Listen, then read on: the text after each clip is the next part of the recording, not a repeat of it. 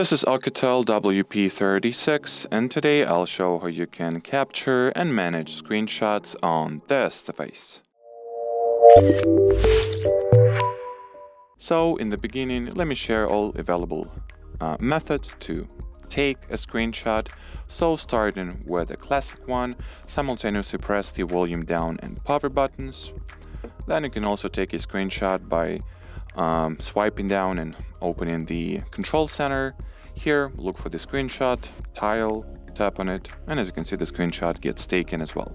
There is also additional third method you can take a screenshot with, which needs to be separately enabled. So in order to do that, you will need to launch your settings, then go into the gesture settings category and switch on the 3-finger screenshot option. Now the gesture goes like that, and as you can see, the screenshot gets taken also.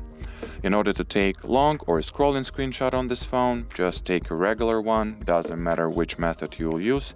For example, I go with the control center tile and then simply tap at the capture more option and crop or select how much of the page you would like to actually encompass, and then save your screenshot.